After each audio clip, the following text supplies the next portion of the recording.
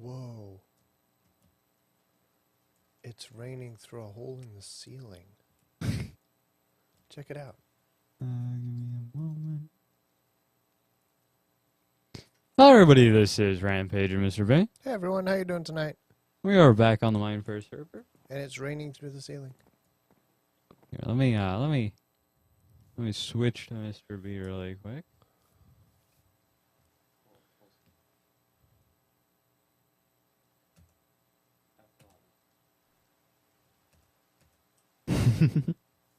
Yes, I'm in my underground. Under the sea. And there's a hole going all the way up, and it's raining outside. And so it's just raining. But I have magic. I can make the rain not exist. Wow. But it's still raining for me. Yeah, no, I just like darkness any time of day. I can make the weather not exist as well. Ah! Hello, DK. Up. Yep, it's raining outside. Yeah, meow. Meow, meow, meow. I apologize. I thought I had more time to eat my hamburger. I should close this up. No worries. Also, Mr. B, I can make it even snow. I can use magic to make it snow as well. Let it snow. Let it snow.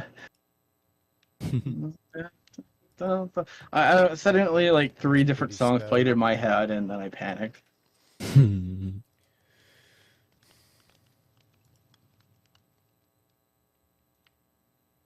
then I can do the normal rain with its normal weather cycle.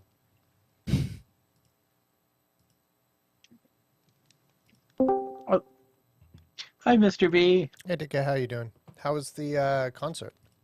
It was great. Fantastic. I'll be honest. I teared up during Final Fantasy IV Red Wings. My mom was a little confused on what she was watching. Oh, yeah. Because for like Final Fantasy 1 through 6, they like played gameplay of the game, Oh, yeah? and some of those games are like Super Nintendo games. So like during the sequences, they would be like walking around the world map, and I wasn't gonna try to explain that. Yeah. What's funny is there were a bunch of like high school kids. Yeah. And the presentation started with Final Fantasy 1. And so the first half was Final Fantasy 1 through 6. The high school students during the intermission basically abandoned. Oh, wow. And I'm like, but you're about to get to the modern stuff, you monster. Now, here's the thing. As I more personify with Final Fantasy 4 and 6. Those were my favorites. Okay. Those are the ones like I played the most. Yeah.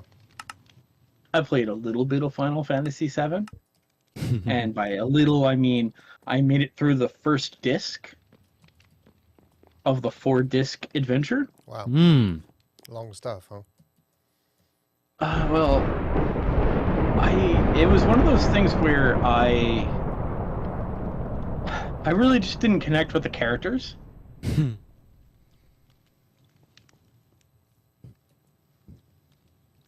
Generally, you know how like Nick was during our Lord of the Ring adventure.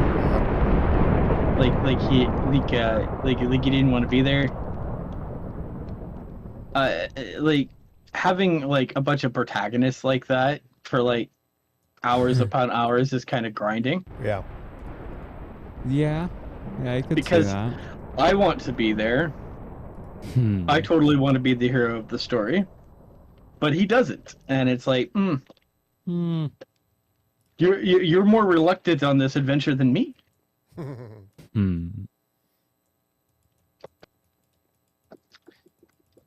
And some of the other characters that really didn't like jive well with me personally. And then randomly the game would like throw in another game with another set of characters that apparently was like some sort of distant memory, and that was supposed to be important to me somehow. I didn't understand any of that was going on. Um, so like, and then of course Final Fantasy VIII I got the least further into because the character was just way too emo. Emo. Yeah, Emotional? too much.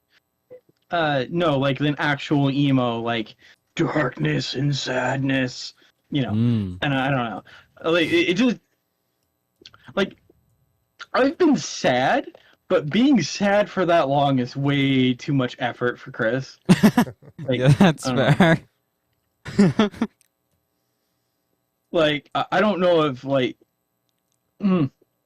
I don't know. Maybe it was just the wrong age for that, but like just the idea of a character that seems to be surrounded in perpetual sadness, but seems to have tremendously loyal friends, and doesn't seem to care. It's like, you don't have very many problems, but you're seemingly very upset about your tiny, tiny, small amount of problems, or just lack of caring.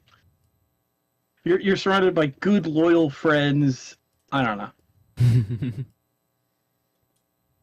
So, like, I didn't get very far in Final Fantasy VIII. I never played Final Fantasy IX. I didn't play Final Fantasy X. I played a little bit of Final Fantasy XI, which was an MMO that someone, like, gave me their account. And so they were paying for it. So once that, like, stopped getting paid for, not interested anymore. Uh, Because I'm definitely not paying a monthly fee for the privilege to play a game. That did not jive with Chris. And then I never played Final Fantasy 12 or 13. Yeah. Chris did not do a very good job at playing a lot of those newer Final Fantasies. So those tended not to vibe with me particularly as much as the originals. Yeah. But overall, it was a good concert. It was a great concert. There were a lot of bonus songs. Also, Chris made a small error in judgment. All right. When I picked my seats, I picked them on the idea that, well, it was the balcony. So the way it looked like in the picture, it had them kind of grouped up in seats, so I thought they were each individual balconies. So I thought I was sitting in a balcony of 12 people or something like that. That's not what that meant at all. This was being put in a giant, like, in the farthest back of the farthest back of the furthest back, with like 1 billion people, and having to get up so people can like walk past you. And it's like, the thing is, like, I could have paid for seats closer, but I thought that the balcony was more of a balcony, not a. You've heard the nosebleed section? Yeah. We were like 1 row underneath the nosebleed section. Yeah, it's tough to know those types of places until you've been to them before. Yeah, my mom did not enjoy going to Fort Worth to do that. Yeah, I've done that before where we, go to a theater or something like that and you pick seats that look good but end up being, oh, why did I pick these seats? But unless you know, you've been there, it's hard to try to guess. Yeah. Also, when I bought those seats, my mom was having a lot less problems walking, so I picked these super high balcony seats, and like my mom like has a lot more problems with walking. Of course, Chris had problems walking as well, so I kind of tripped several times in trying to get to those seats. Oh, yeah. And then my mom decided that we would go down the other staircase down, which had extremely steep stairs instead of like the half-step stairs. I did not successfully accomplish my secret task of getting a plushie. Hmm. How are you going to get a plushie? There was a merchandise thing. Uh, Though, like, the information that I got from Will Rogers on seating suggested that you were supposed to arrive no sooner than 1 hour. so you Also, sat for a while? the information Will Rogers said is that there would be no concessions, as the concession stand was closed until for COVID government mandates. Mm-hmm. That's what it said. There was totally a concession stand, and all of that was lies and outdated information. It also mentioned complimentary water would be provided. There was no complimentary water. Instead, there was a $5 bottle of water. Hmm. Not exactly complimentary water. Obviously, no one like has updated the information on that website since the for quite a while. Yeah. Well, that's unfortunate. So I had a bunch of bad information because, like, I was given information specifically about COVID mandates that didn't exist anymore. So I made a bunch of bad decisions that if I had known, I would have made slightly different decisions. Yeah. Yeah. Unfortunate, but it is what it is. It's tough to know. Oh, when we got to the parking, they tried to like wave us off, but I handed them my already paid for the parking, Mm-hmm. and the parking person looked at me in horror, and then had us like park on the side of the road. Oh, why? They were full. Wow. So you got there too late? No. Apparently parking was only supposed. Well, okay. So the outdated information said that you weren't even going to be able to park until like an hour before the performance. Yeah. Something like that. Which was apparently not how that worked at all. Okay. But that's the only information that was provided. Mm-hmm. Apparently, by the point that we got there, they had used up almost all of their parking, and so they just decided to. So, like the road to the parking, they just had us park on the side of that, and they started letting other people do that because apparently it's the same thing. Hmm. Wow. So what was it full from? Was there another event? Apparently they completely sold out seats for that orchestra Oh, wow. event. So That's crazy. I mean, good. yeah, I'm really happy. Well, I kind of see why though. Oh, yeah? Here in Fort Worth, there's only one showing. Oh, In Just other that one locations, yeah, one day, only one time.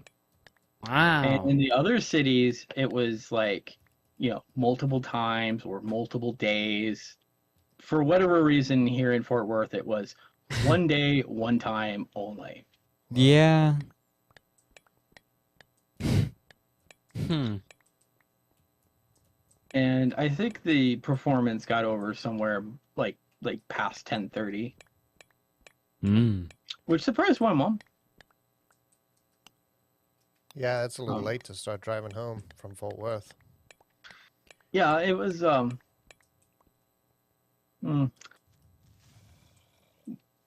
My parents generally don't like drive me to things like that. Like, if it's something like that, then I just don't need to go to it. That's generally have been kind of the rule of thumb.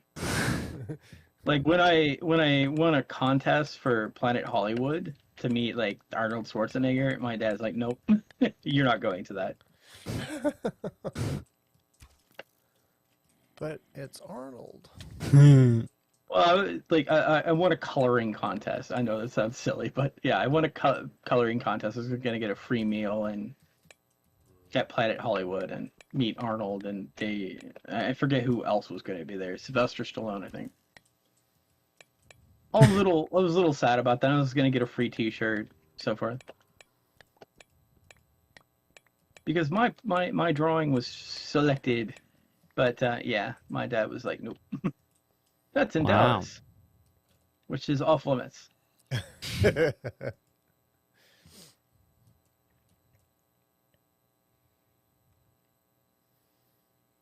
Yeah, I remember one time I was gonna go to the Sony store to get a television set to look at television sets, and my dad said no. That's at the what was it called? What's the mall out in Dallas? The really big mall. Galleria? The Galleria, yeah. Yeah, he said absolutely not. You have like over 50% chance of everyone who goes there will die, so no. Yeah, my dad has a very low opinion of Dallas. Yeah, it's not that bad. I considered it maybe like sketchy, but not because I think if 50% of everyone who goes to a mall died, it would There would be no one at the mall. at that point you would just assume they would build a police station in the mall. Yeah, no, there's nothing wrong with that mall. Yeah, in my dad's opinion, like you're just excessive chance of being robbed and potentially stabbed. You walk in the door, somebody flips a coin. If it's heads, you die. If it's tails, you get robbed. Yeah, there you go. Yeah. But see, my dad is a security guard in Dallas, so he probably sees the worst of it.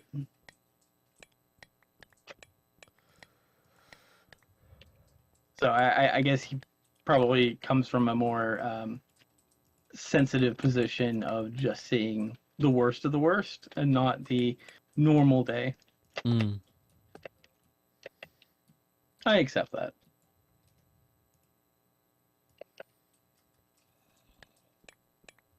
Which is sad, though. I think that Sony closed all their local stores. Well, I mean, you just go to I Best ended up- Buy to see TVs, so. Well, interesting enough, Best Buy did not have the model TV I wanted. Hmm. They had a lower end model. So like Sony has like different letters, and like they'll have the same model number except one will be say like an A, a B, a G, and so forth, right? Uh-huh. So generally, Walmart generally sells like the A model, and it will have like lower specs and lower capabilities. And I was kind of given a harsh limit at the time. I was working at the airlines, and I was using my money is that my tax return. I was going to try to build some credits, right? So I was going to use my tax return, and I was going to open up a credit card to purchase it, in which I already had all the money to pay for it, and so I would just slowly pay it off, right? But like the idea is I'd put money down already because I already had the money to basically just pay for it in cash. But the idea was to build credit. So I was kind of like given kind of a restriction of size based on my entertainment system. So I kind of like measured out my entertainment system and determined, I think it was like that I was what size of TV I could buy, and that wasn't enough to really justify building credit with. So I looked for a specific model. And the difference between the models is that the lower end ones were 720p and the higher end one was 1080p. That's pretty significant. Also, it had a lot of interesting technology and so forth. So I ended up buying a very small but very expensive, TV that also happened to have like a PC display port on it, on top of all the other ports it had. Huh. So it was a really nice high-end small TV. Yeah. And I think I bought that like after my PlayStation. So I think that was like the year before the airlines went up belly up. Mm. Depressing. You know what's funny is I really enjoyed being at the airport, but I never enjoyed the trip to the airport.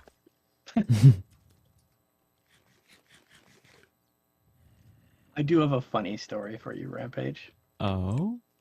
So I have I at the time I had a security badge that said ramp access. This meant that I could walk out where the airplanes were. Mm-hmm. Okay. I did not have clearance to walk into the gate. That means inside the airport, inside where the gate is where people are sitting, right? Okay. What is a higher security level? Being able to walk up and touch the airplane or going to the gate where the passengers are. Yeah, I don't know how that happened. That's really weird. Well, the thing is, it's because I worked inside of one of the hangars. Mm. So I had to have gate permissions just so that I could walk over there.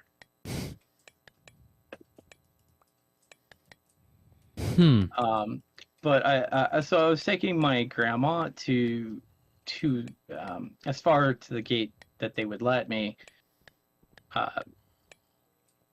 And when my grandma boarded, I took my security badge with me. And they saw that I had a Love Field issued like security pass and a proximity card. The proximity card unlocked vehicle gates onto the runway. The tarmac, so forth. Like, essentially, I could take a card, I flip it, and it like opens a vehicle gate, allowing cars to come into the airport. Mm-hmm. She's like, I don't understand why you don't have gate permission. And like, she printed me out a little gate card so that I could go with my grandma and take her to the gate. Because she's like, you already have significant security. To get one of those security cards, you have to pass a government check,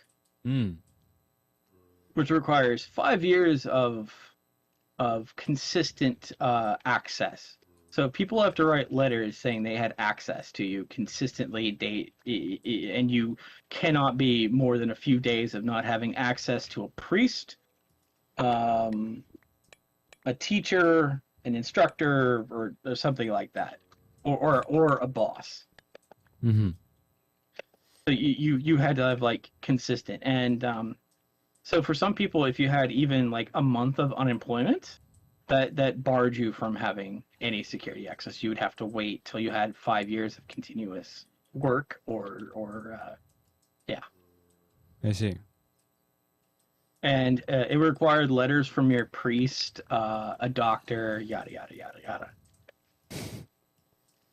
Gotta make sure you're a upstanding citizen of society. Yeah, thankfully I got to do the cheat code. Oh. I went to a high school, then I went to college, then I worked there. And so, yeah. like high school was 4 years and college was 2 years. So that's like 6 years in which I had perpetual like access. Hmm. That someone saw me every day. I was not like in some sort of secret cave plotting, the rise of Cobra.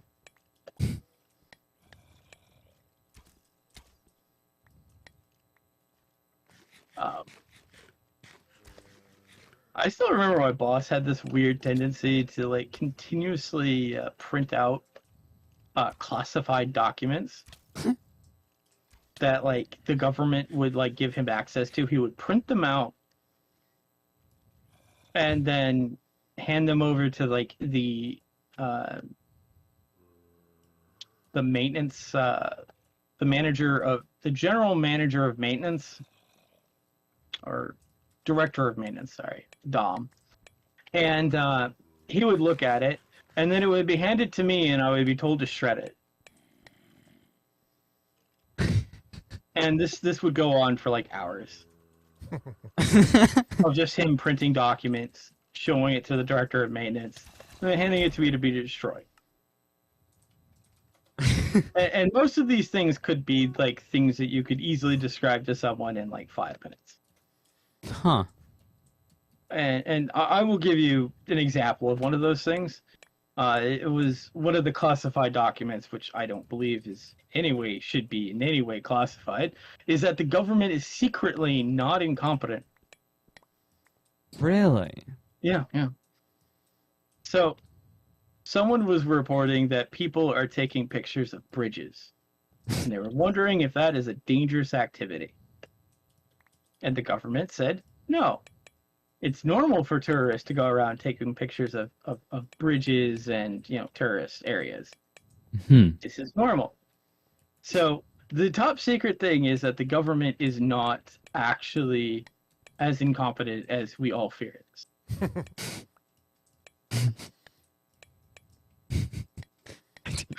Why is that classified?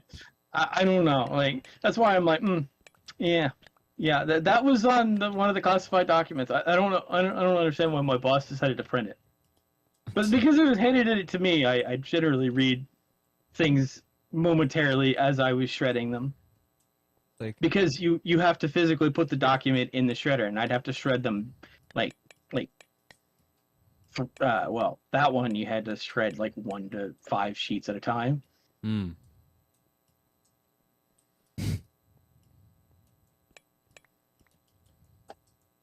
Yeah. Gosh. I'll be honest with you. I think we did more damage to the rainforest with just like running our airlines. Because we had a director of maintenance that we hired who disliked using computers to read things, and we were like building manual systems in which he would have to read the iterations and then like mark changes to them, right? We would have to print out the entire manual so that he could read and reference it and then mark it to be redone. And then we would have to reprint the entire thing again. And these manuals were roughly 550 pages. Later, they would get bigger to 600 and 800 pages. Yeah. That's a lot of dead trees. Yeah. We had a lot of manuals and a lot of manual revisions. One of the things I decided to take over, which is funny because it's not what I was hired to do, was actually like modify our forms. Because we had forms with different logos and like different styles to them. They would ask the same information, but like be oriented in awkwardly different ways. And I don't know if you know this about airlines, but there are forms to find out if other people are doing the forms correctly. There are like safety attribute inspections that check to see if there are forms checking to see if other people are doing their job, and then forms to check if the people checking the documents are actually doing them, and just like layer after layer of bureaucracy. Well, unfortunately, that happens because people don't do their jobs. Yeah, but the airlines, the FAA came up with an interesting thing called system safety. And this was their way to stop airline crashes, because some of the people in the FAA believe that with regulation alone, we can stop all accidents. Yeah. You can have all the laws you want, and that doesn't necessarily mean that. Unfortunately, you can stop maybe potential accidents, but there's a certain level in which just some people will make a mistake. It's going to happen. And you can't make regulations to stop mistakes. You also can't make regulations to enforce no stupidity, unfortunately. But part of system safety is in which the airline would identify who was supposed to make sure this mistake didn't happen, who had authority over this process, who had the authority to make changes, because the person who might have authority on the process may not have actual authority to make changes, and those may be different people.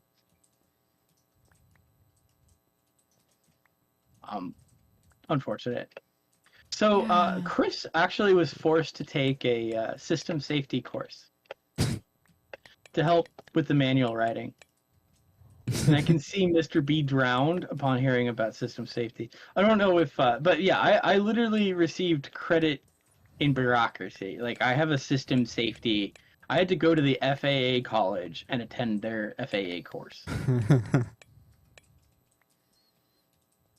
And now I know a lot more about bureaucracy than I ever wanted.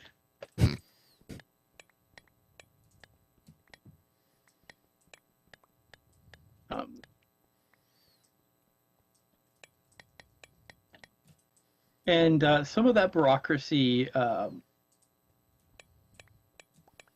uncovered. It sometimes it creates scenarios in which sometimes having quick and precise statements isn't possible, which causes manuals to get overbearingly big. But also, I will also share with y'all a very hilarious thing. The FAA did ask our company to physically break copyright law because it is inconvenient to them to search through someone else's manual system that has already been approved, and thus they do not need to inspect it at all, but they must inspect it. And because it can't be index searched with ours, we have to find a way to fix that. Yeah, so the physical FAA government asked us to break the law. And we had to go to the company and we said, hey, and the company was like, why would they want to do this? It's already approved. There's nothing they can say.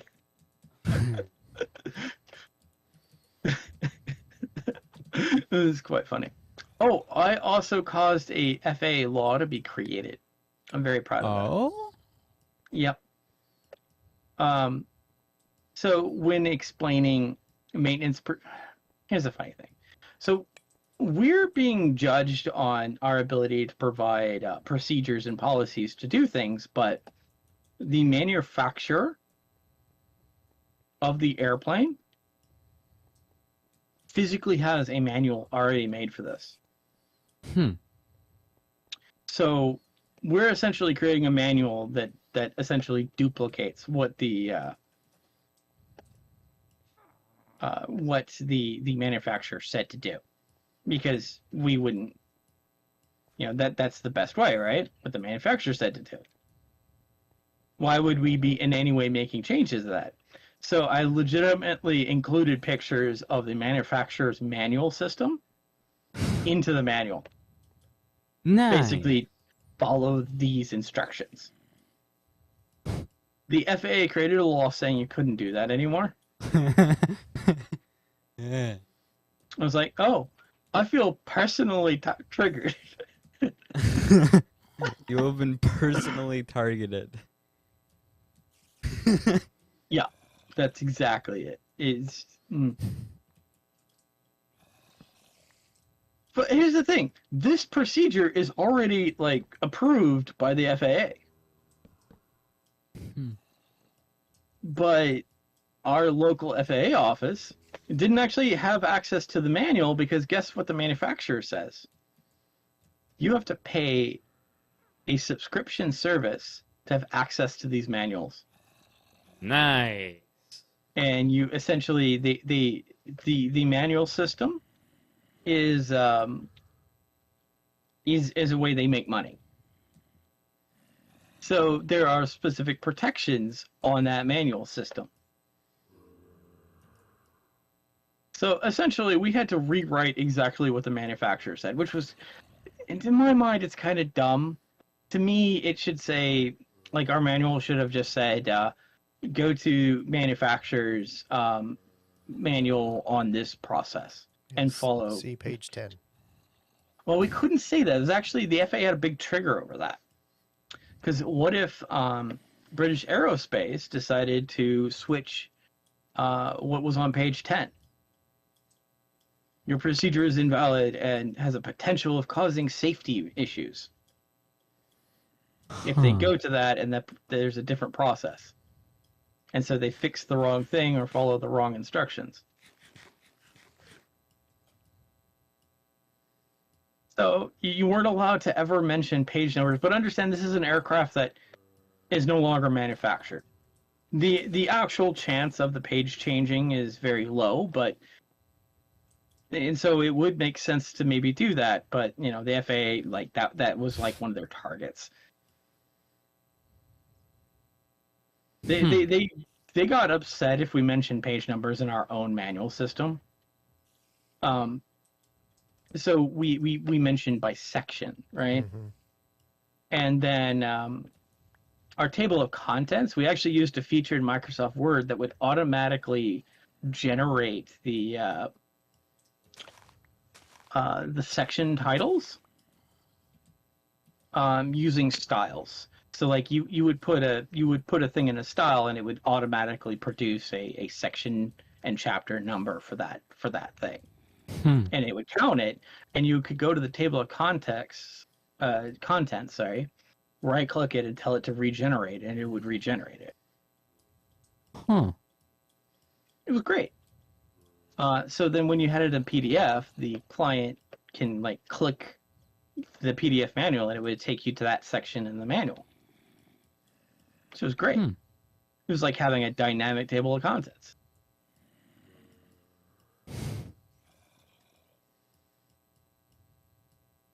Though it got a little bit complicated when you started including pictures, because you have to provide previews of all your forms that you want someone to use, and so you have to like prove to them what they look like.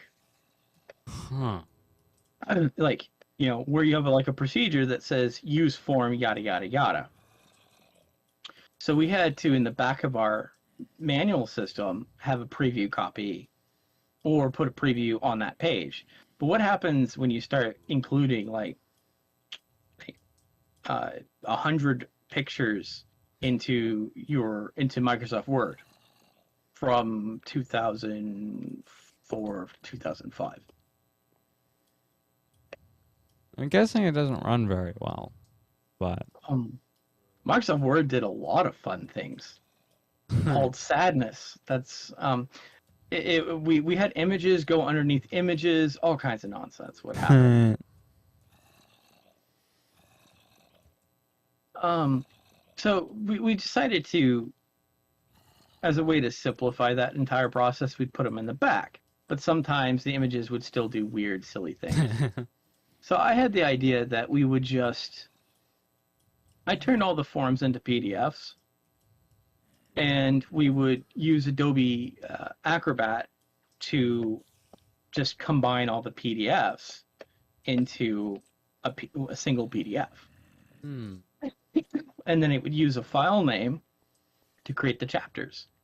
And then we would just have a form manual. Then we didn't have to include it in any of the books. I see. That way, we didn't have to worry about any nonsense.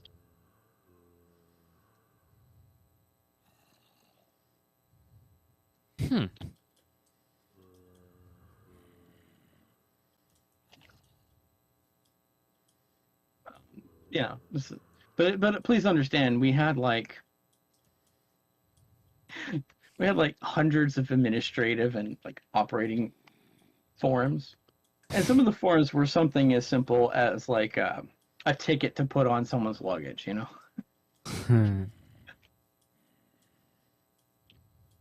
And we had this funny thing happen. So it's actually where like the chief inspector actually made me get a little upset. I got a little angry. I got very, very angry at the chief inspector. So I come to him and say, "Do you have any more forms for me?" And he says, "No. Just the ones I gave you." He'd given me like 140 that he personally went through. So I said, okay. I then reported that my side of the things were done. on the day that I said this, he comes in and just basically dumps between 200 and 300 sheets onto my desk. And these are forms that I would need to redesign from scratch. With literal logos on them that said the same thing. They would have different company names. Some would say City Airlines, another would say Casino Airlines, so forth, so forth. So we couldn't use any of those forms. So he suddenly wanted me to suddenly create 300 new forms, and the due date was today. And so a meeting was called, and like, Chris, why are you holding up the entire process? The director of IT looked at the person who said that. His eyes big, and then he looked at me about ready to explode. Because I had given my timeline based on what I was already given, and I double checked in front of other managers. Other managers saw me ask this person, and the person decided to wait till the day of the due date to hand me like 300 forms.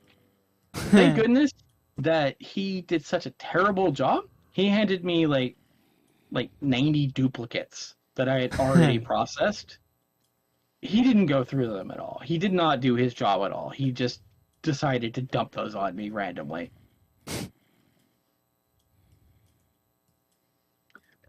Which kind of upset me a little bit because, you know, you kind of want a little bit more respect from your coworkers than that. Mm-hmm. So his particular job was to like go through and make sure that I'm not wasting my time making a bunch of duplicates, but ended up being handed a bunch of duplicates anyway. So I ended up having to basically go through them again. Essentially what I discovered that there were several of them when that had the exact same name. Mm. So here's the thing though. Why would he do that? Because he would have to mention these forms that I essentially now had to create from hand. I built all the forms in like Adobe Illustrator. Mm. Because I discovered that was a lot easier than dealing with Word. Yes. And building them in Adobe Illustrator also let me to just like I could quickly from Adobe Illustrator save them as a PDF. So like Adobe Illustrator would automatically turn them into a PDF, and then if I wanted to, I could take them into Adobe InDesign and turn them into editable forms. And I could make them like a computer form that someone could like type out. Hmm.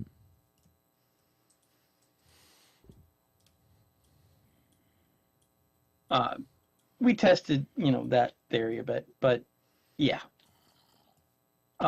So yeah, like that had specific advantage to it, and obviously drawing something in Adobe Illustrator, you had like, I could legitimately start with like a template of our logo and just copy paste it. I upset the previous director of IT, the one who helped hire me, because I switched logos on him. Mm. The reason is because his logo, he built in PaintShop Pro, and it was color. And for a lot of the forms, we needed black and white logos. And he added a bunch of like special paint show pretty effects that did not translate well. If you printed them out on Microsoft Word, you would get a giant line through that was like horrifically ugly. For whatever reason, it just did not work with any other program other than PaintShop Pro. And yeah, it's like, I don't know what you want me to do about that. It's just like, this doesn't work. It's a bunch of colors. It comes up weird in black and white. we need a logo for our black and white forums. Like, I officially say that is the prettiest, proper company logo, but when we print our forums, it looks ugly because it just doesn't work well. So either you need to redesign one, or I'll redesign one that just for the forums, because no one is going to take the forums to a color printer. Huh. We had a laser black printer, and it would basically, it would just draw this really ugly line. He had this really fancy red, white, and blue coloring in it, which is great. It looked pretty in real life. It looked great on the websites. It did not look good on black and white. It did not look good on the manual system because it would glitch out.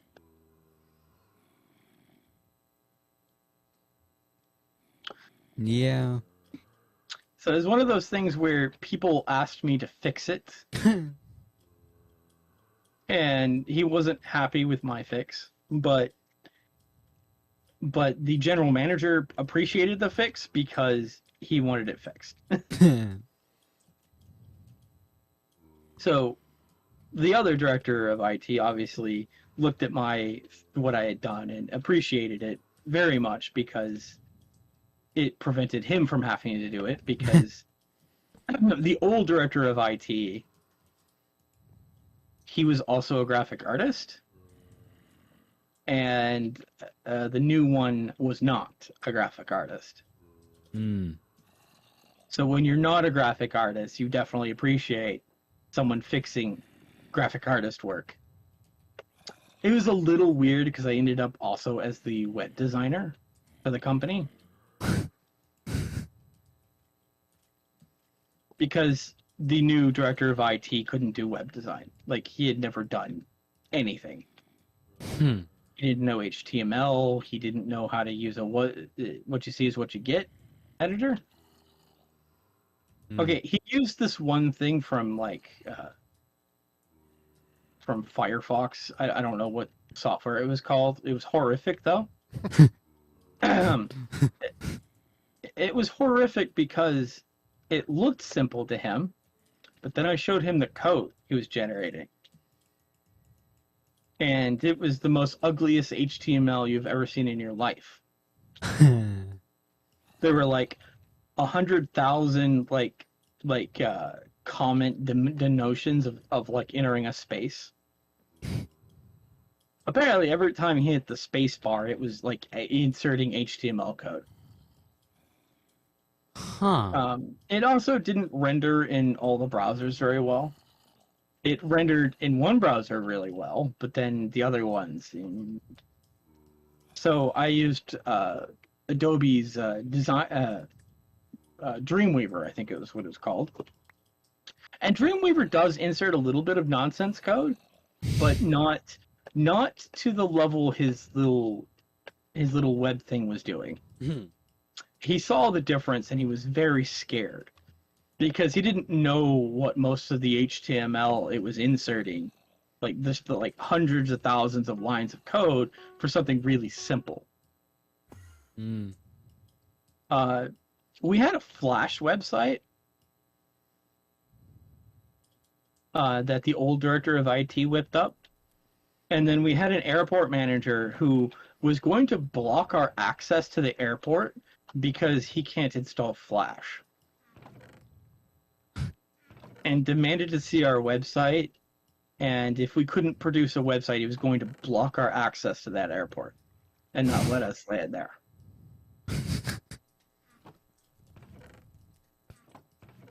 Yeah, that's an incredibly petty thing to do.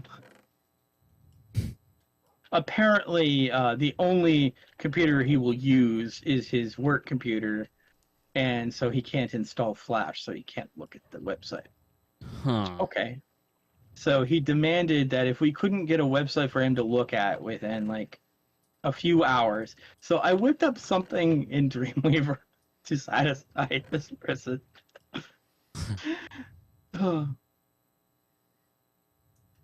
You know, I knew a little bit of Dreamweaver from ITT Tech. Never did I have to expect to like build a spontaneous website. Yeah. and where that became like a critical job function. I was hired to answer phones originally and to help the director of IT, like do like checks and stuff, like go to the computers and check for, um, like make sure no one was doing anything naughty on the computers. Mm.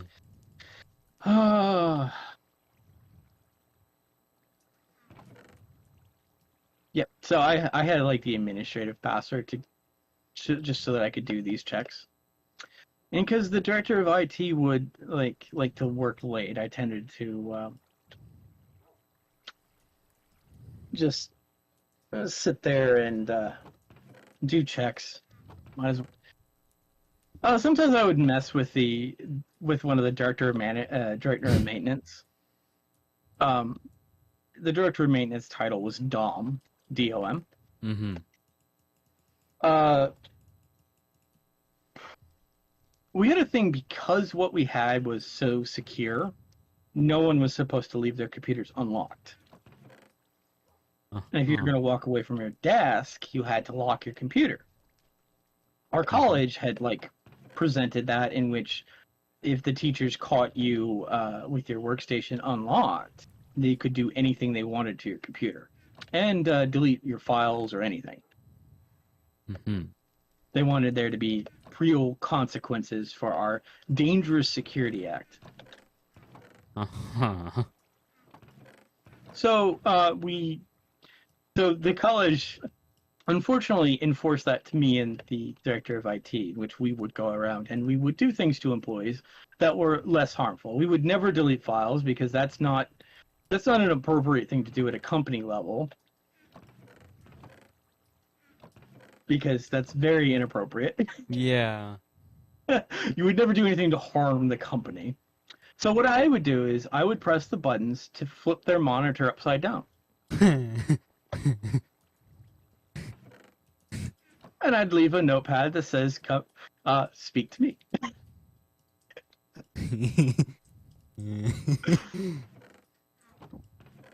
I would. In no way would there be any like secret of what happened. They knew who they needed to talk to, and it would be more like, "Hey, don't forget to lock your computer," and then I'd go over in there and fix it. Mm-hmm. We found certain manufacturers of Dells that we had. If you hit specific keys and like the number 2 or 4 or 6 or 8, it would flip the monitor.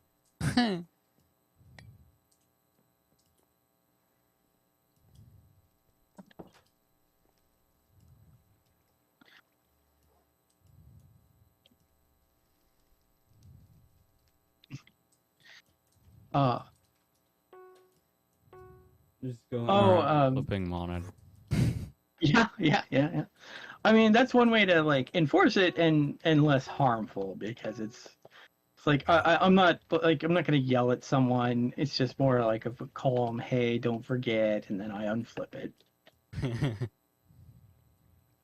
Because and we never wanted to come from we weren't going to do what our teachers did to us, because these are our coworkers. We respect them. We just want to remind them that this was the company's security policy and they needed to follow it. But it's not going to do anything harmful, and I just wouldn't tell them how to flip it. and none of them really cared to look up to find out how to unflip it themselves. They would watch me do it, but they would never sort out what I did exactly. Mm. It just required holding specific keys on the keyboard and pressing a specific button on the numpad.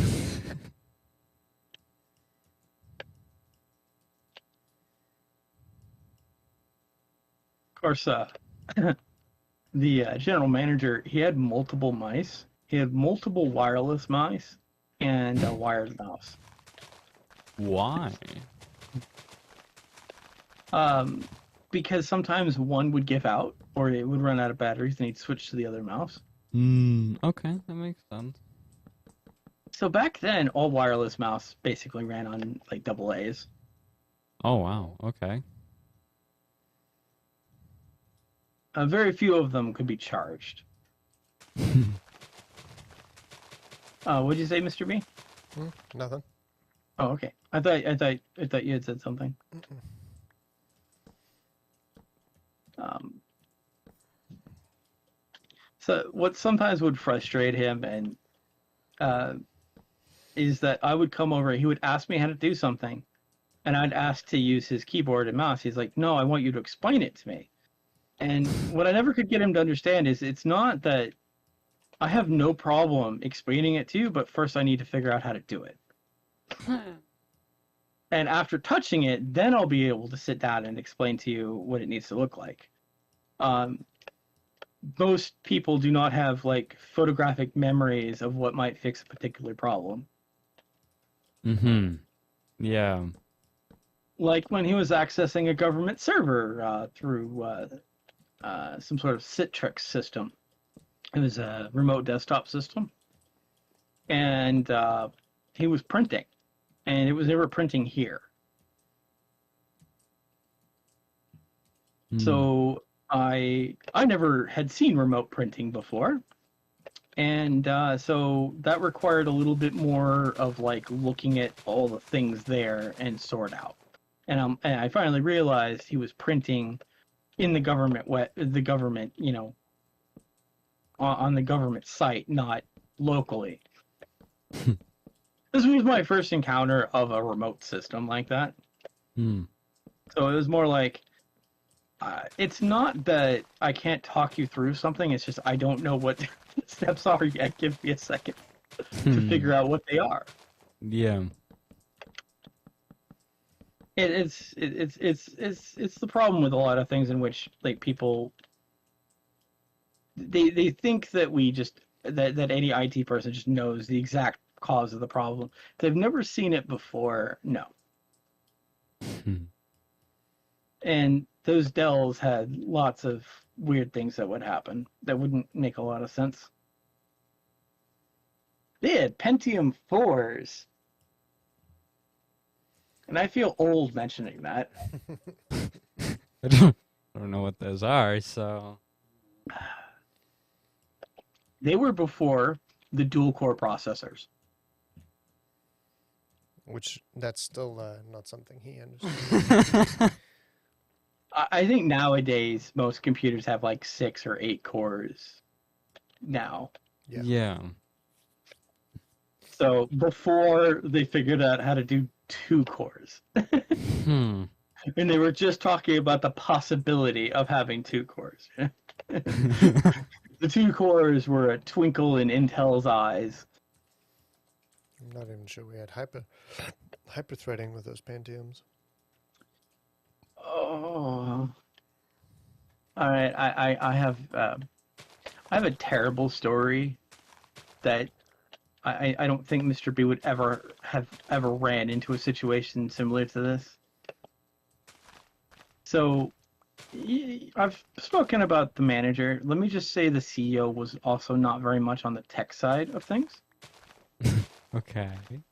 So the CEO and the general manager decided to go to an auction to buy new computers. Because we were going to need new computers for the pilots that we were eventually going to hire when we were ready, right? Mm-hmm. Do you think the general manager or the CEO decided to bring anyone from IT? No. You are correct, Rampage. They did not. Do you think they called us and got any information about some of the things on the lot? No. You're correct. They did this in the spur of the moment and didn't tell us. I physically came into the office with like 15 computers on my desk.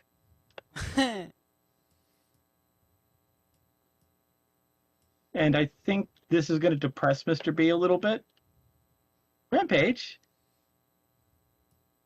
I looked through the computers and then signaled the most powerfulest of the entire lot. Mm-hmm. And my general manager, he said, I want you to find the most powerfulest of this whole lot and then tell me if it's more powerful than my current one. I looked him straight in the eyes. I have found the most powerfulest one. And no, it is not more powerful than your current one. He got very sad. The most powerful in the lot, and prepare for sadness, Mr. B, was a Celeron. With an 8 megabyte video card. Not so great. That's not very much. So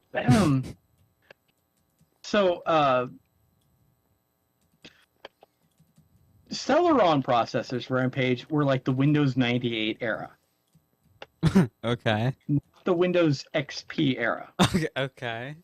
So this was literally a processor from the previous era, and that was the most powerfulest with an 8 MB video card. But you know what? We were like, hey, people could do work on this, though, right? It's still, Celeron. It's not really good, but it should be able to do word processing. Not like people are going to play games on it or anything, right? Mm-hmm. It could not do word processing. Oh. Not because of the Celeron. The video card was too weak to do word processing. Oh. We had to go buy a video card so it could do word processing. Wow. So to put things into 8MB is very, very weak. That's like yeah. Just ugh.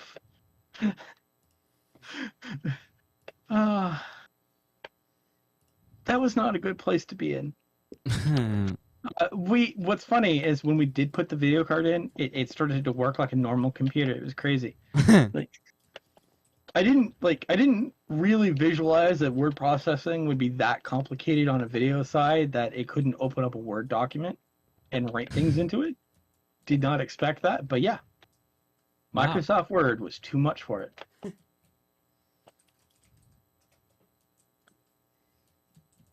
So the rest of the computers were weaker than a Celeron. Some of them were 486s. Oh, wow. So the manager asked me what we should do with them, and I'm like, they should all be thrown away. Can we use any component of it? No. Oops.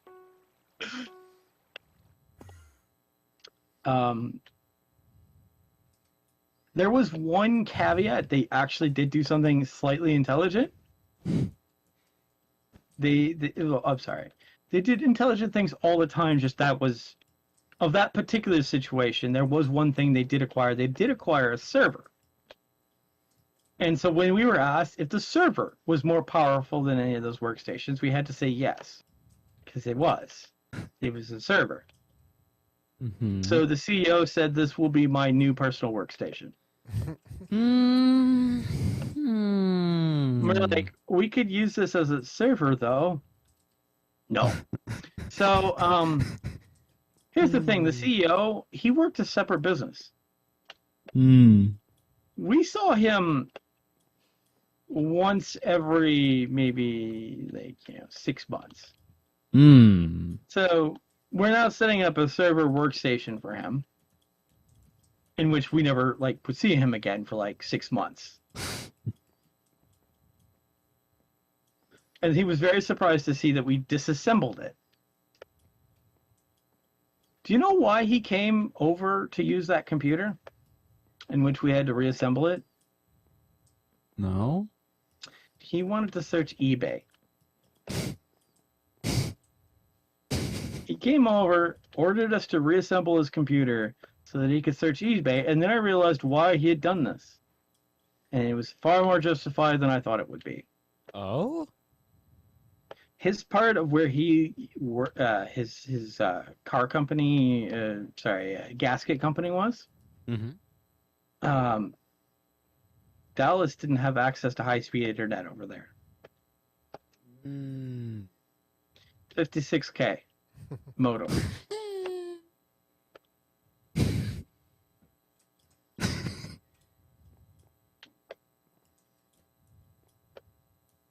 sometimes my phone was faster than it, Mm. and my phone was like 2G, and was like only had one color. Um, yeah.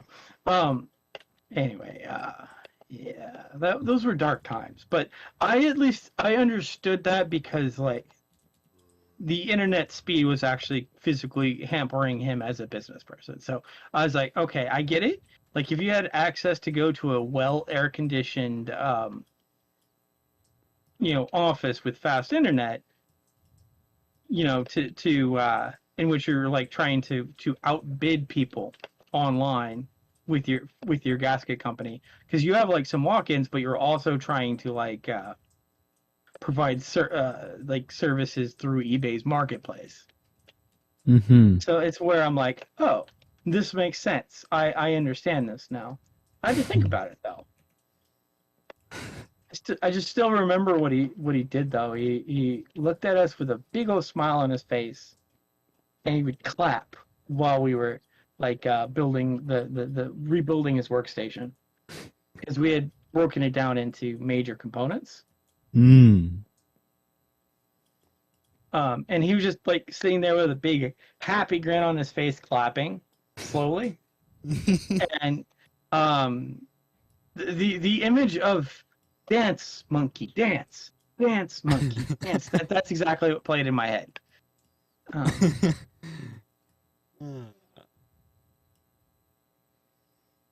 No, I think I told you the story of where like he threw me his keys and I threw them back at him. Yeah. Yeah. I don't think he ever expected me to do that. And I meant it in absolutely no disrespect, but I'm not taking the CEO's car and driving it. I don't have a driver's license. That just is a spell of disaster. Hmm. Technically, when you're driving a vehicle, so here's the thing though, he didn't want to walk to the so normally what we'd have to do is we'd park outside the airport, and then we'd go through a gate with a electronic magnet on it, Mm-hmm. and we would use that to get to our workplace, right? Mm-hmm. That required walking across the tarmac. Mm-hmm.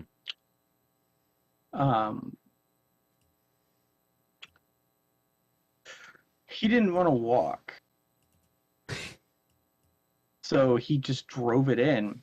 And the thing is, normally you could do this, but after a very specific event that happened in September, that a new security thing prohibited that. Mm-hmm. And so since that was now a prohibited activity, you could only temporarily rest your car. Of course, what's funny is that this was an extra security procedure that was never the cause of any security problem, but everyone decided to double up on security. Mm-hmm.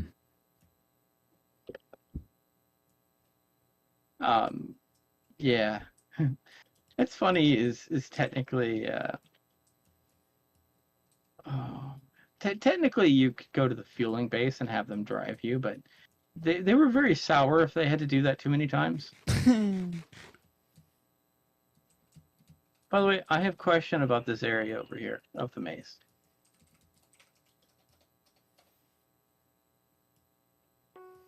I feel like this is either not finished or Mm. a mistake has been made. Ah. Let me see what's up. Hmm. Uh-huh. Huh. This is a very unusual design. Huh.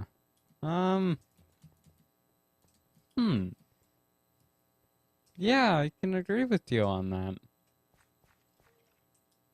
Huh. I think maybe we ended an episode while you were working on this part. Yeah, probably.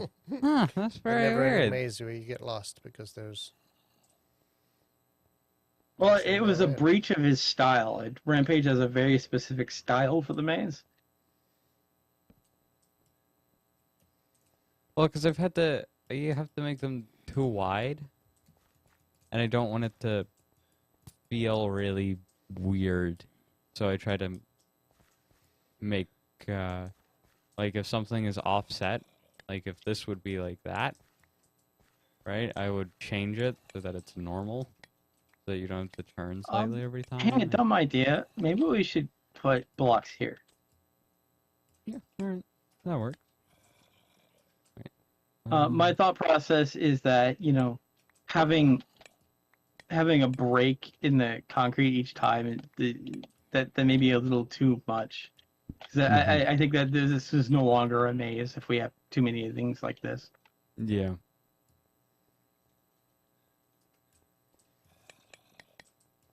Oh, by the way, Mr. B, I didn't get to ask. How is your time in Gotham Knights going? I am very bad at video games. But you're good at solving crimes, right? Yeah, we're playing on easy, so No, Chris is yeah. also playing on easy. See, okay, so here's what happened. I go to the game and I'm like, hard? Like just whatever the highest difficulty was. He's like, no. I'm like, yes? He's like, no, we're doing easy. I'm like, normal? It's like, easy. I'm like, okay. I don't know if you'd want to play that game on hard because I imagine the only thing they did differently was just turn everything into a bullet sponge at that. yeah, no, Yeah, probably. they just up the But like, bad guys. then health. stealth would be even more rewarded. So, I like that. Because stealth is broken, especially since all of the NPCs are hilariously blind. It You're is gonna super run stealthy. into there's an offshoot of the regulators who will have access to drones who can look up. Like, They yeah, will make but they will make stealth sad.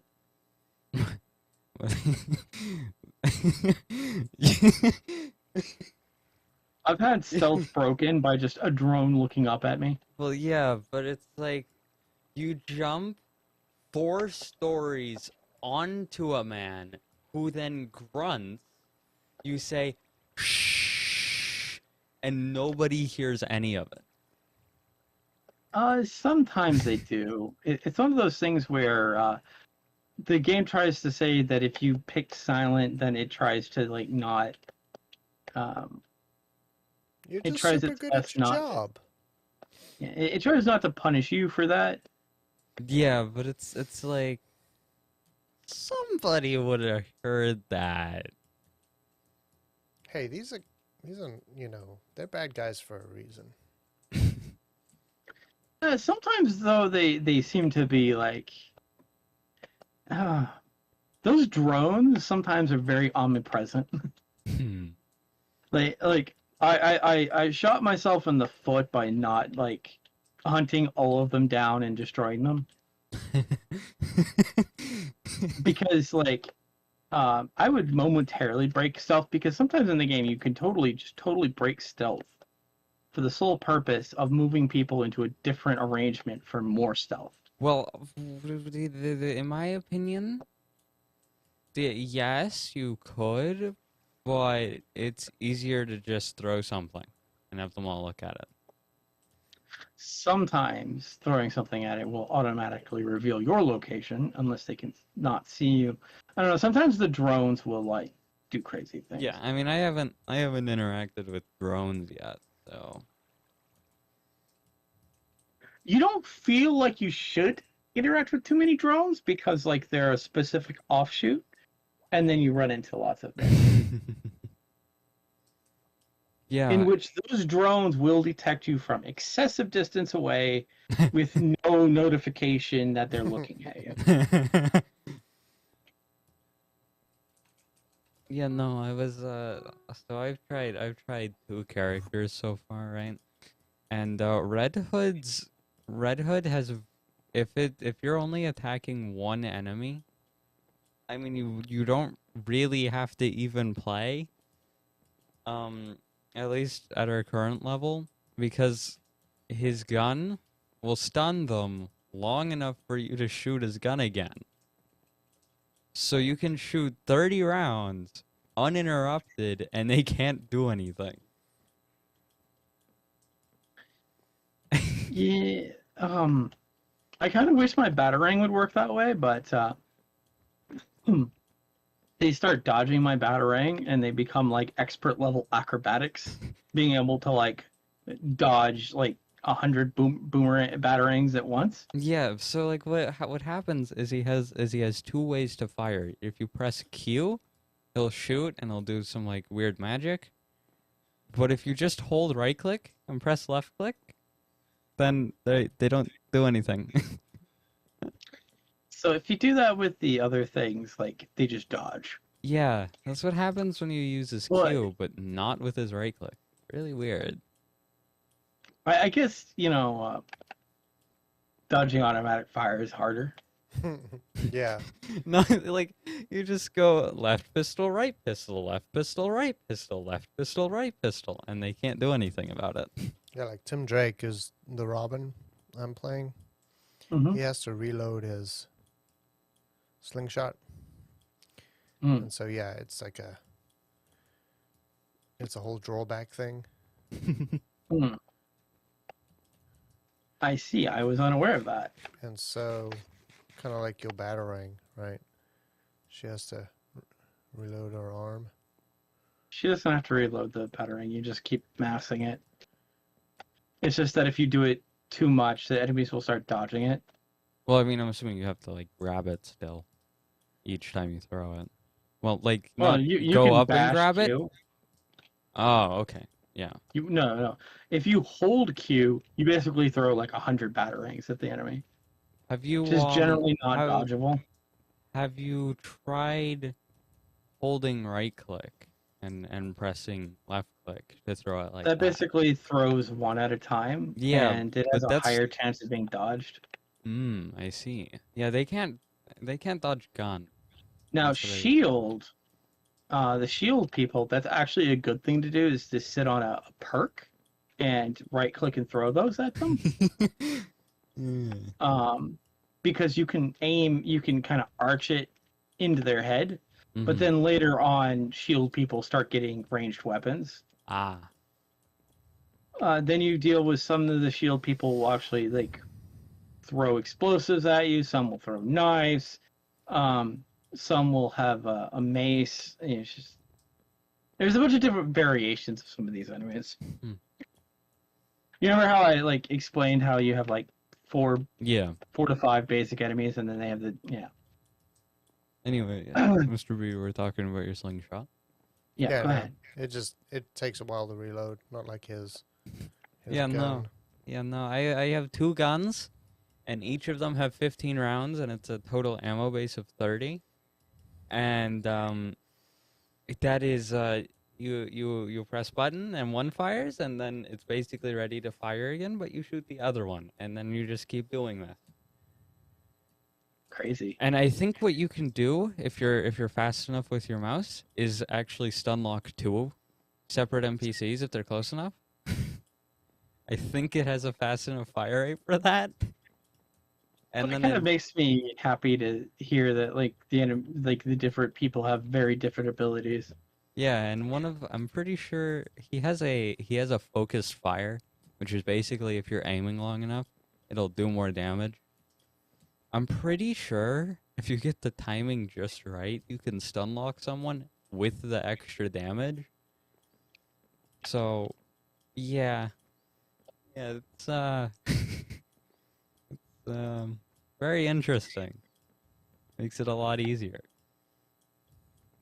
So I crafted myself a nice type of of lightning, bioelectric batarangs. Hmm. So once the gauge for the enemy fills up, they explode in lightning, Huh. which also hits everyone around them. Hmm. So I can button mash exploding people, which stuns them for a couple of seconds, and then Huh. I like the bioelectric element. It makes me happy. Yeah, that'd be very funny with my guns. Yeah. Well, see, like, there's some gear you can craft that has multiple mods. Let's say, have you all gotten into mods yet? No, we haven't. Well, I think we've started to get some of the. We started crafting, we haven't gotten to mod. Like we just crafted stuff, and that's where we left off. A kind of a funny thing that you can do. Lucius, eventually you're going to meet up with Lucius Fox, and he's going to give y'all like a daily that's repeatable. Mm-hmm. And his daily is this: make a weapon, make some bat suits. You can sit in front of him and craft, and like get him to like then hand you over crafting materials. If you have like, I kind of exploited that system a little bit. I mean, I feel like I probably will too. Well, my problem is, I have like hundreds of thousands of basic crafting resources. Yeah, I noticed that we got a lot because we did a lot of the crimes every patrol, or because I wanted to do a lot of the crimes. Yeah, that's a And very good so- idea. Remember though that you want to get clues, which will give you more max crimes for the next day. Yeah. My only big problem is accidentally killing the person. Knocking unconscious the person that I need to question. Yeah, we had we Yeah, were that little figuring that out a tab bit, and doesn't then show up for very long. yeah, Well, what you do is you like. For me, I hit him with the batarang until he's down to like red health, and then you can just walk up and hit tab on him. Yeah, So- I play very differently. I spam the button. That's my So- play style. That fair? so and you know, Mr. V just goes up to a crime, starts pressing button. He doesn't look at like the objective. He just starts pressing button on people that are trying to stab him. yeah, because they're trying to stab me. So, and then I'm over here like trying to figure out how the game works, and trying to figure out the easiest way to get certain things done. I found that the easiest way to interrogate people is hit them once with just a basic M1, wait for your M1 to reset, and then hit them with another basic M1. So you hit them with the first hit of your basic M1 combo twice, and then you can grab them immediately. I've insta killed someone with a one M1. Yeah. Particularly. That hasn't happened yet. So Okay. it happens Yeah. with my M2, but like if I use the focus fire with gun, they die immediately, but not with So, an yeah. M1. So for me, I have to literally hit them with batarangs until they're low on health. But I did unlock the grappling hook ability that Batgirl has, where she like she throws she uses the bat claw to grab someone and pull them to her. But if they're a big enemy, instead of pulling them, I pull myself to them. And if I don't hit anything, Batgirl will actually like grapple hook and kick someone and then jump back. I see. This I actually defeated a big boss with that method. Because the bad boy had a lot of AoE effects around them. Of course, I did the stupidest thing. I equipped an ice Tanfu Yeah, yeah, to yeah, fight yeah. Mr. Freeze with. Yeah. And it was sad because my batarangs were doing more damage than my Tanfu. Yeah. Yeah, we'll destroy Mr. Freeze with ice that isn't as cold as the current ice he's in. To be honest with you, I crafted that one before, like, because I was doing other things. Because um, once you get to a certain point, some of the boss missions take you to instances, in which you literally go from the Belfroy to directly to the mission. Hmm. And it's like, So you don't do have you a call it? chance to re-equip. Well, it's you selected in the case file. I didn't know that's how it worked. I didn't like I pushed the button thinking it would just take me to the like select it or tell me about it. I didn't know it was immediately launched directly to this boss fight. Yeah. Yeah, I wasn't expecting to be physically deployed. So, yeah, when you go to the case files and like it gives you an option to go like do that, just let you know it's literally going to launch you into those boss fights.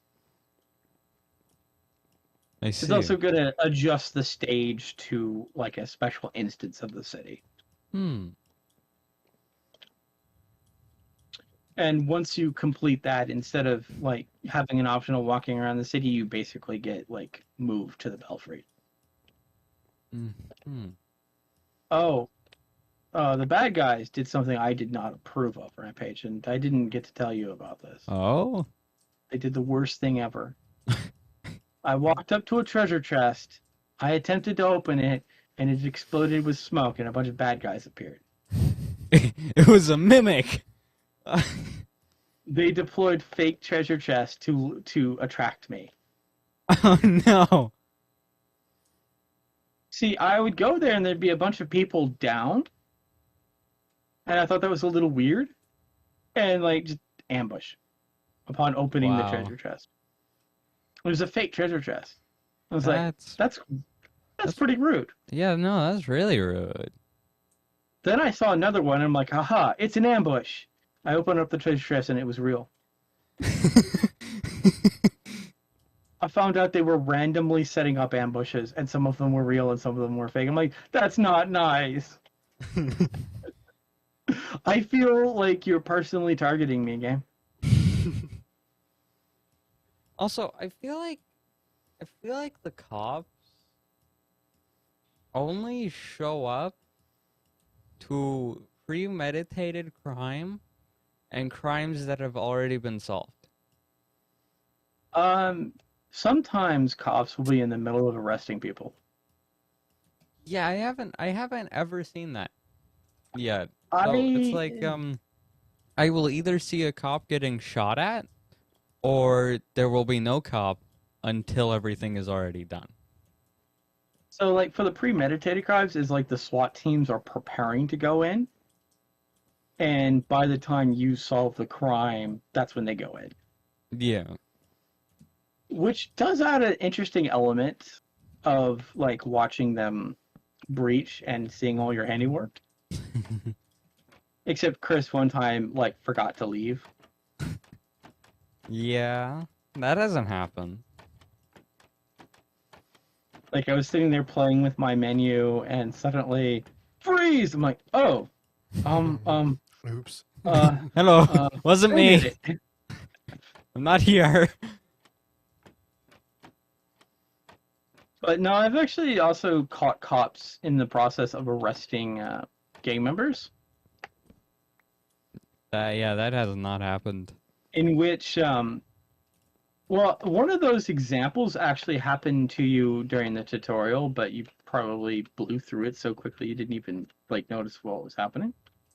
Was it the first time the bike was introduced? Yeah.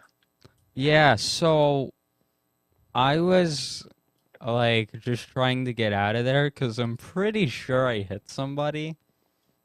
And I was like, huh, they're shooting at me now. I should leave. I didn't really see what they were doing. Yeah, they were arresting people. Hmm. And you'll run into similar situations like that. And those officers, of course, will be not happy if you stick around. Well, I also don't think it helps that I'm pretty sure I hit somebody while I was there.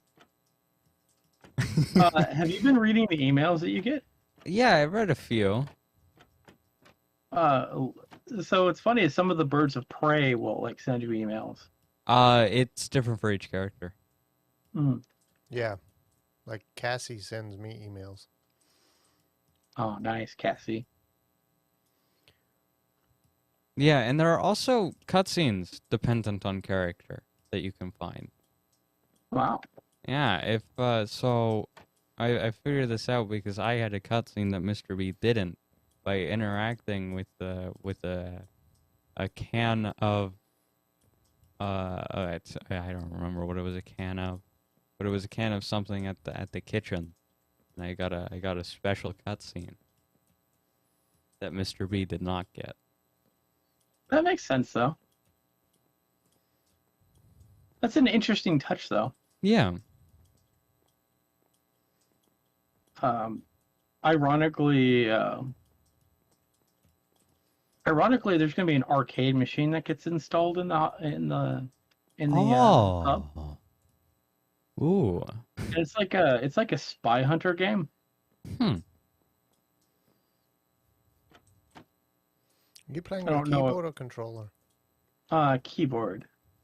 I played with keyboard and mouse, and then I tried to go over to controller, and I went back to mouse and keyboard because I realized I was already completely familiarized with the controls with the mouse and key, I see. and I couldn't go back. Which is kind of surprising. I thought you would do it with controller, I'm gonna be honest. I was worried about my X button sticking. Mm. So initially, I played it with mouse and keyboard. And that was probably a mistake because I became too accustomed, and when I tried to switch to the controller, I couldn't do it. So, if you could go back, you would use a controller. I prefer that just because of how many times I've pushed a not real button on my keyboard. I do that all the time. Like I said, I'm terrible at video games. It's so frustrating. I'm trying to perch or not perch, and I keep dying. Well, maybe not dying, but I remember like the games say like having little tiny things that go press shift to perch, and I'm like, that does so many different things. Why would you do that to me? Yeah, no, left shift is the everything button, and all the other buttons are useless. Q also does many things. Yeah, I didn't know Q did things for a long time. See, what's unfortunate is that is not only your ranged attack, but it's also the silent takedown button. Mm-hmm. I Yes. figured out the takedown. I did not figure And- out the ranged attack. If you move slightly over and then hit Q, your character will, instead of performing the silent takedown, suddenly throw a batarang. Yeah. And that's like, oh, I guess stealth is broken. Yeah. I should warn y'all that be careful about breaking stealth with the bombs. Mm-hmm. We haven't gotten to bomb. That's where like there's actual people with bombs strapped to them. Yeah, we haven't gotten And there. once stealth is broken, they start a timer. Mm-hmm. So you want to be careful about breaking stealth. Which, I mean, that should be fine for me. I try to play through most of the game with stealth anyway. Oh, that's all right. Star Ocean made me like actually like replug in my controller. Guess what the default attack key for like hitting something with your sword is in Star Ocean? J? No, Right. No. no, What is it? not something simple like that. Silly Rampage. Is it a combination of buttons? The basic melee button is the number 4. Nice. Not on the numpad. Not on the numpad. The 4 that's right next to E. That's a weird. That's weird. Yeah. Yeah, that's the basic attack. Yeah. No, that's strange. I found my hand trying to contort in directions that were not feasible. I gave up and I was like, you know what? I don't care if my jump button sticks. Yeah. No, I have. I could press 4, especially since I've started playing a more traditional fighting game, and I have I have 4 bound to a key. I could do that, but I would not want to do that for a basic attack. That sounds so annoying. So the other attacks are going to be 5, 6, and 7. And Okay, by the way, that's too far. That's like 2 keys away from W is like the maximum length. You can't go any further than that. I can put my finger on W and reach all the way to 8. I can press 8 as well, but it hurts my hand. I know. It's like, you know what? Like, I get like the different combos and stuff. Like, I'm not gonna remember those because you have to build your move sets. And on the controller, it's the difference between like pressing the button and holding the button down, which is quite convenient. And the attack button is a good traditional attack button on a controller. So it's like, yeah, this isn't possible. I could do this, but then I couldn't do my normal fights, right? It's like, do they want you to use 2 hands on your keyboard? I don't know. Because like that's not even like good for 2 hands. Also, like having to like press control to dodge and stuff. Like it's like, Yes. yeah. You will spread your index finger all the way to 7 and and press control with your pinky. Good luck. And it's a fast-paced game, so it's like, I'm just gonna use the controller here. Yeah. Yeah, no, anything 2 keys away from W is too far. Like anything farther than 2 keys is too far for a button that's pressed a lot. I'll be honest, I found I was just like not pressing 4 very often. But technically you could turn 4 into different to a different attack because the idea is you customized all the movesets. And so you determine what happens every time you press 4, basically. I see. And you set up like a 3-hit combo, and you put what moves you want for it to accomplish. Ah. Huh. That's a weird concept. So, like traditionally though, 4 is your, basic attack, other basic attack, basic attack. But you could not do that if you didn't want to.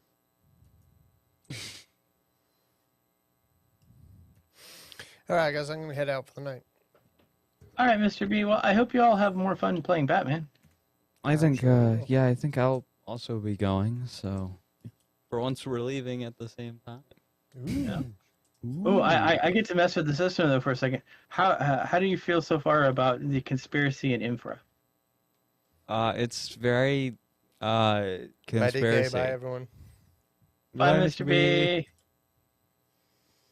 It's very conspiracy. Very conspiracy. Excellent. Yes. All right, give me just a moment. Well, everybody, I hope you have enjoyed. If you have, please slap like, subscribe, and goodbyes.